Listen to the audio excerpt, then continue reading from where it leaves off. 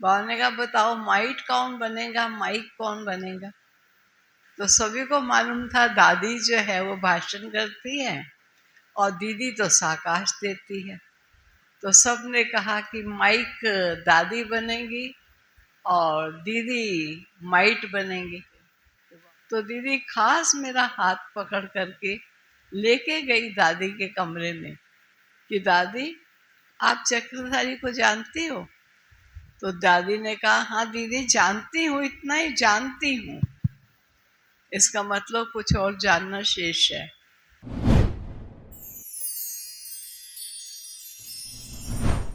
और आज का दिन एक विशेष दिन है और वो दिन है अपनी आदरणीय बड़ी दीदी जी का दिन। बड़ी दीदी हमारे दिल्ली जोन की हेड थी और बड़ी दादी जी बॉम्बे जोन की हेड। लेकिन फिर भी कोई फर्क नहीं था कि दीदी दिल्ली की सेवा करेगी तो बॉम्बे की नहीं करेगी और दादी बॉम्बे की करेगी, दिल्ली की नहीं करेगी। मिलजुल कर दोनों ने इस यज्ञ की नैया को बहुत सुंदर रूप से आगे बढ़ाया। क्योंकि जब बाबा के अव्यक्त होने से पहले मामा अव्यक्त हुई तो बाबा ने ड्यूटी दीदी और दादी को दे दी कि अभी ये दोनों मिल कर के कार्य करेंगी। जिसमें दादी को बाबा ने कहा कि ये माइक हाउस बनेगी और दीदी लाइट हाउस बनेगी। ये माइट हाउस बनेगी वो आवाज करने वाली, क्या कहेंगे उसको, माइक बनेगी। दीदी माइक बनेगी और दादी माइट बनेगी। दादी माइट बनेगी तो बाबा ने पहले वो कहा, फिर बाबा ने चेंज किया। बाबा ने कहा बताओ माइट कौन बनेगा, माइक कौन बनेगा।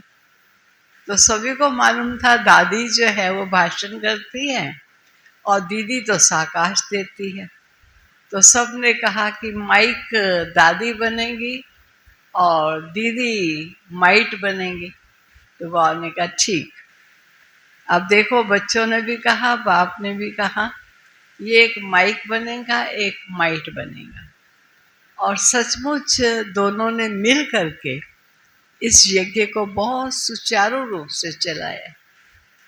कैसे दीदी के पास अगर हम जाते थे तो मुझे याद आता है दीदी एक बार मेरे से पूछती हैं कि तुम दादी से कभी मिली। मैंने कहा हाँ दीदी मिलते हैं। कहा नहीं, मिल के अपना सारा पोता मिल सुनाया, मैं कौन क्या हूँ, परिचय जैसे मेरे को सारा परिचय ऐसे दादी को है। मैंने कहा ये मुझे नहीं मालूम कि दादी को मेरा परिचय है कि नहीं है, ये है कि दादी दादी है, बस इतना समझते। तो दीदी खास मेरा हाथ पकड़ करके लेके गई दादी के कमरे में कि दादी आप चक्रधारी को जानती हो। तो दादी ने कहा हाँ दीदी जानती हूँ, इतना ही जानती हूँ। इसका मतलब कुछ और जानना शेष है। तो दीदी ने खास कहा दादी को बैठ करके अच्छी तरह अपना परिचय दो। ये केवल मैं ही नहीं, लेकिन दीदी हमेशा ये चाहती थी कि चाहे सेवाओं के कारण जोन बटे हुए, लेकिन जो सेवा कराने वाले बाबा के बच्चे हैं वो बटे हुए नहीं हैं, वो दोनों की नज़रों में बराबर है। तो कोई भी ऐसा ना हो जाए कि दीदी को जानता हो और दादी को ना जानता हो। क्योंकि दीदी का जोन बहुत बड़ा था।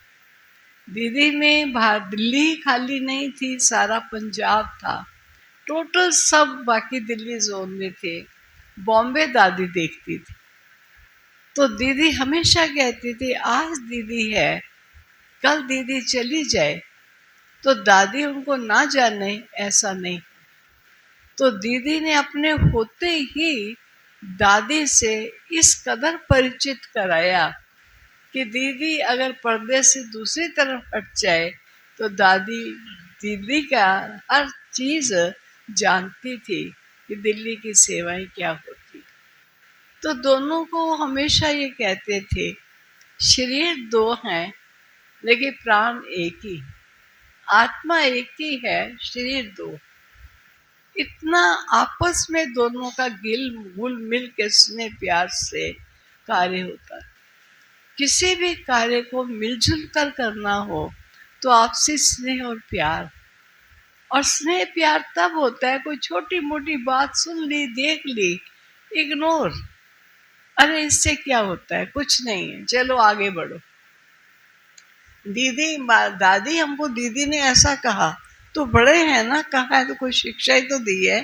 कोई खराब बात कही, बताओ मुझे खराब बात क्या कही? नहीं, खराब तो नहीं कही, फिर तुम क्यों कहते हो दीदी ने मुझे ऐसे कहा?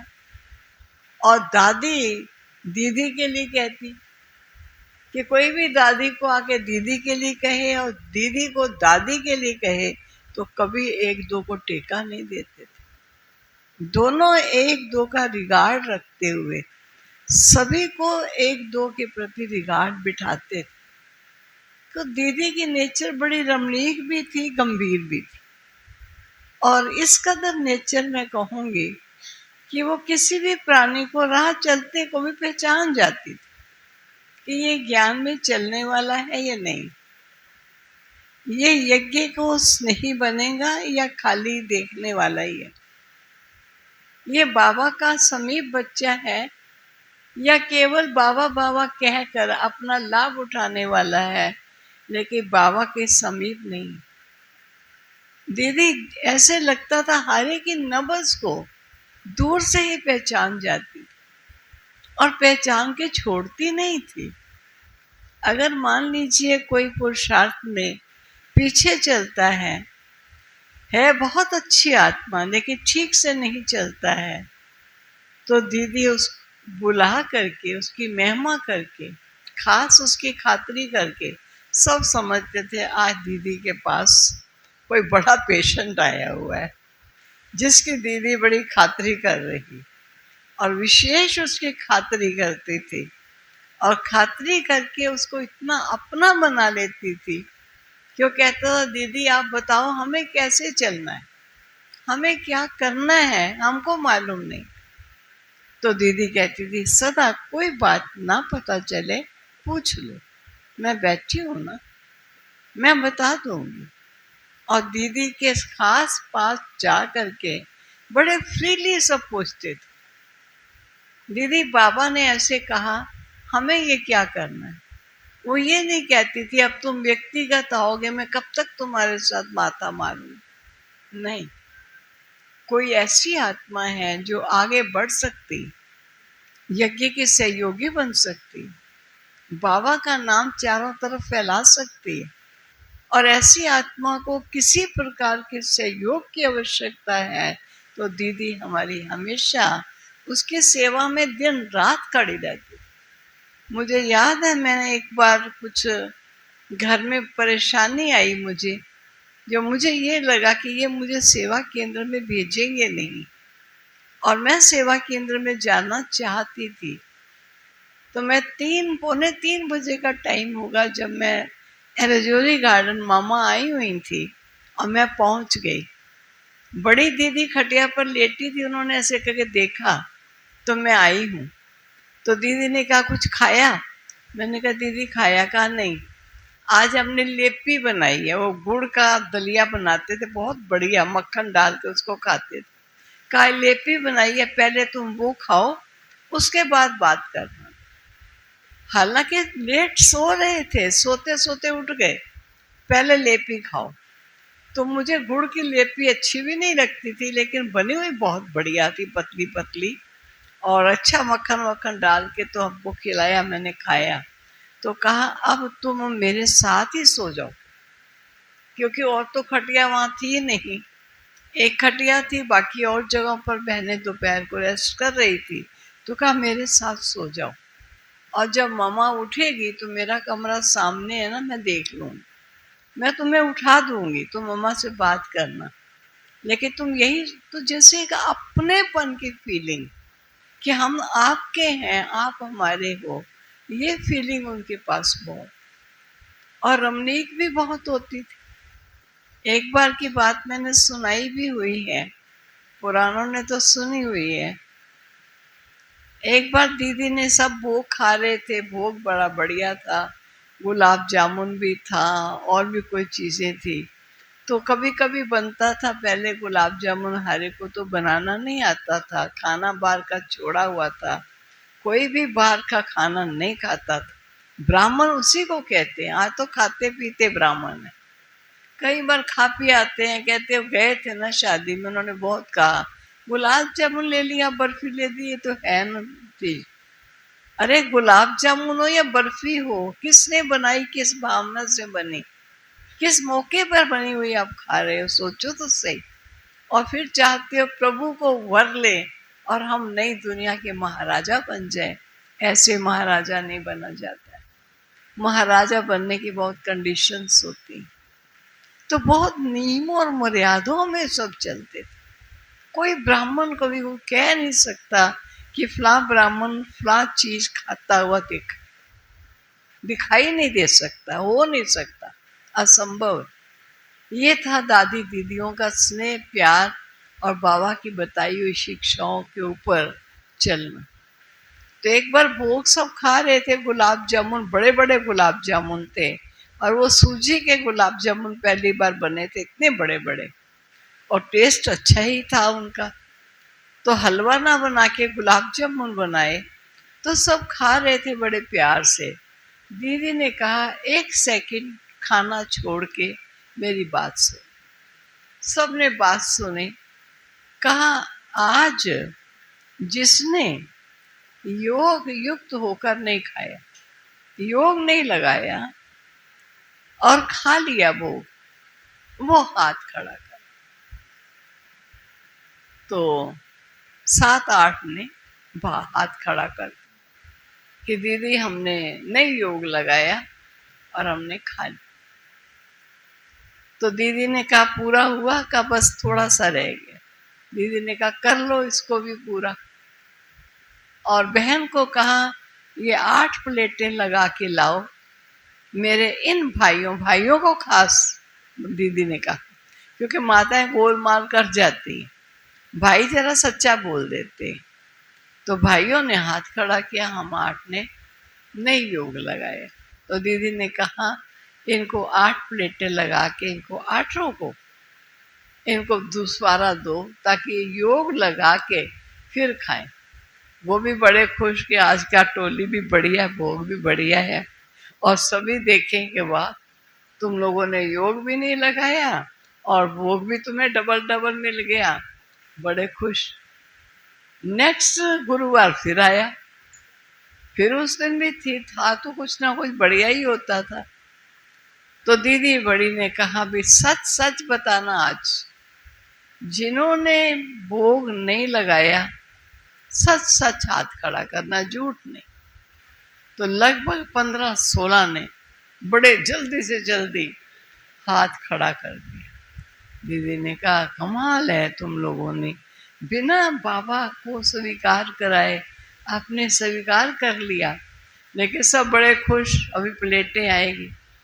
तो इतने में दीदी ने कहा अच्छा जिन्होंने नहीं खाया, भोग लगा के नहीं खाया, आज 10-15 लोग थे, तो आज वो 15 सभी आ गए। 1-2 से रकम मुक्का करके भी आगे आ रहे थे कि आज पहले हमें ही मिलना है। दीदी ने कहा सब लाइन में खड़े हो जाओ यहाँ पर। तो सभी भी ताली बजाइए, ये देखो बिना भोग लगाए इन्होंने खा लिया। तो वो बड़े खुश। तो दीदी ने कहा ये बहुत बड़ी अवज्ञा है, ईश्वर दाता देने वाला, हमने उसको स्वीकार कराए बिना स्वीकार कर। भाई ये राइट है ये रॉन्ग है? सबने कहा रॉन्ग, उनको था इनको मिल जाएगा फिर रॉन्ग। दीदी ने कहा देखो सब भी कहते हैं रॉन्ग है ना, रॉन्ग कहते हैं। तो दीदी ने कहा आप उठक बैठक करो, 5 बार उठक बैठक आपको करनी होगी। आप बेचारे बड़ी बुरी हालत कि बड़ा धक्का मुक्का करके आगे आए, फालतू आए, क्यों हमने बता दिया।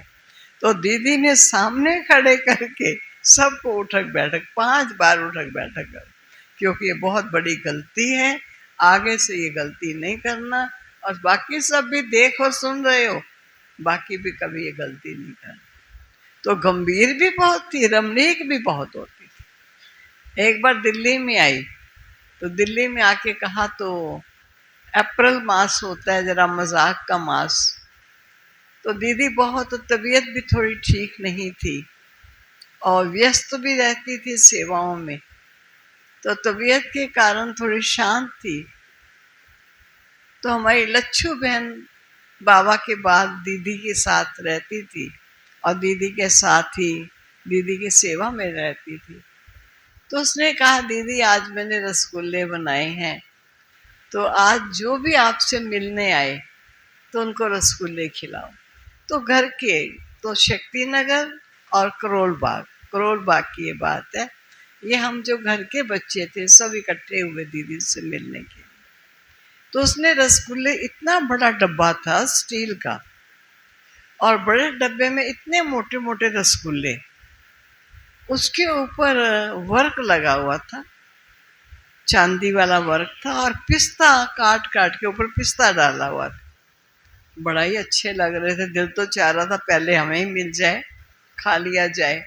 तो कहा, भाई अभी लाइन में आओ, ऐसे नहीं, सब लाइन में आ जाइए। तो लाइन, बड़ी जल्दी लाइन आगे से आगे करने से लाइन लग गई। ब्रिजमोहन भाई को सबसे अगली लाइन में किया, आगे किया कि बड़ा भाई है आगे करो। तो आया, तो दीदी ने कहा कि, उसने कहा, दीदी कटोरियों में दोगे? कहा, कटोरियाँ क्या वेस्ट करनी। दीदी को पता सब था, कटोरियाँ क्या वेस्ट कर रही हैं, सब हाथ में लो और मुंह में डालते जाओ साबत, अच्छा रसगुल्ला है। तो दीदी ने ऐसे करके कहा, ब्रिजमोहन करो हाथ, और बाकी सब तो अपना हाथ तैयार किए ही हुए थे कि अभी हमें भी मिलेगा। तो दीदी ने उसके मुंह में डाला, उन्होंने भागता चला गया।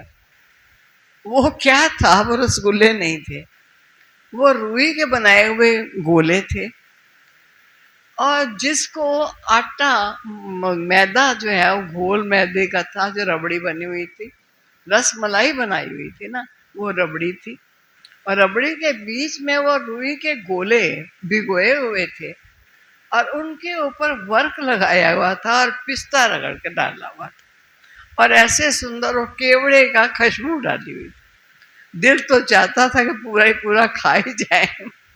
फिर तो सभी सचेत हो गए कि कोई बात है, जब भाई साहब मुंह बंद करके चले गए हैं बाहर, कोई बात है, दूसरा जो ले सूंघ के तो ठीक लग रहा है, कुछ और लग रहा है। मीठा मूठा कुछ नहीं था, मीठा क्या मैदे में डालना है, और रुई में क्या उसको करना है। और जब थोड़ा थोड़ा खाने लगे, किसी ने कहा तोड़ के तो देखो, तोड़े तो टूटे कहाँ, रुई भीगी पड़ी है। तो फिर दीदी, मानो सभी ने कहा इतना बड़ा बनाया, और दीदी हम तो रसगुल्ले के लिए लाइन लग के आ गए, और सब कहते किचन वालों को भी बुला लो, किचन वालों को किचन न रह जाए। तो ये दीदी को थोड़ी रमणीकता, वैसे तबीयत ठीक नहीं थी, बड़ी शांत बैठी हुई थी, और उसने रसगुल्ले बना के लाए, और रसगुल्ले उसने दीदी ने खिलाए। तो जिसने रसगुल्ले, कहते हैं ना, रसगुल्ले ऐसी चीज है, खाए तो पछताए, ना खाए तो पछताए, नहीं मिला तो ऐसा ही। तो दीदी की नेचर थोड़ी, और पालना बहुत करती थी, ऐसी पालना करती थी कि दिल्ली की जितनी भी क्लासेस होती थी, सेंटर थोड़े ही होते थे पहले, तो दीदी ने रोज मॉर्निंग में, सोमवार शक्ति नगर जाना है मान लीजिए, मंगलवार कश्मीरी गेट जाना है, बुधवार शाहदरे में जाना है, वीरवार फलाने सेंटर, रोज एक सेंटर में उन्होंने जरूर जाना, और वहाँ क्लास धारणा, मुरली क्लास हो जाएगी, फिर बाद में टाइम शाम का 3 बजे का 4 बजे का टाइम निश्चित होता था, उस टाइम फिर दीदी धारणा की क्लास, बहुत गहन धारणा की क्लास, खान पान का परहेज क्या होता है, दृष्टि वृत्ति की पवित्रता किसे कहते हैं, पति पत्नी का संबंध क्या होता है, बड़ा खोल के क्लियर करके हर बात बच्चों को समझाती थी। तो मैं कहूँगी दीदी की बहुत ही विशेषताएं थी, महानताएं थी, लेकिन आज वर्णन करें तो दीदी हमारी नंबर 1 स्टूडेंट थी। क्लास में कॉपी पेन लेकर के नंबर 1 दीदी ने जाके बैठना होता है, और आगे सबसे बैठेगी, जमीन पर, कोई कुर्सी पर बैठने का सिस्टम नहीं था। 2 कुर्सियां बैंती सी बनी हुई थी, कोई बड़ा आदमी आ गया तो उसको बिठाना है। और दीदियों को ये भी नहीं मालूम था बड़ा आदमी किसको कहते हैं। वो वकील समझते थे, बहुत बड़ा आदमी होता है, वकील है ये। तो हमारे यहाँ के गुप्ता जी थे, RL गुप्ता, वो सेशन जज थे और एक वकील भाई थे। तो कहते हैं सेशन जज बैठे हुए थे, इतने में वकील लालचंद जी वकील आ गए। तो दीदी कहते जज उठो, वकील साहब आए हैं, कुर्सी ला के दो इनको, जाओ वकील साहब को कुर्सी। अब वो बेचारे जा रहे हैं वकील साहब को कुर्सी ला के देने के लिए। सब हंस रहे हैं कि दीदी वो तो जज है और वो तो वकील है। तो कहा तो वकील साहब बड़े होते हैं, जज क्या होता है? जज तो निर्णय बैठ के देता है, वकील साहब तो बोलता है, लड़ता है, बात को ठीक करता है। तो उनके लिए वकील बड़ा जज। वो वकील साहब कहे नहीं नहीं जज साहब मैं ले लूंगा। कहा नहीं नहीं, दीदी ने कहा मुझे ला के ही देनी है, बाहर कुर्सी पड़ी है लेके आओ। जज जाके लेके आओ कुर्सी। वो कुर्सी लेके आ रहे। तो बड़ा अच्छा सीन, मानो एक घर लगता था। आश्रम का आश्रम है, इंस्टीट्यूशन का इंस्टीट्यूशन है, विद्यार्थी के विद्यार्थी हैं, लेकिन आपस में एक परिवार है, भाई बहने हैं, एक बहुत क्लोजनेस आपसे फील होती थी। और दीदी हमेशा पॉइंट्स लिखती थी।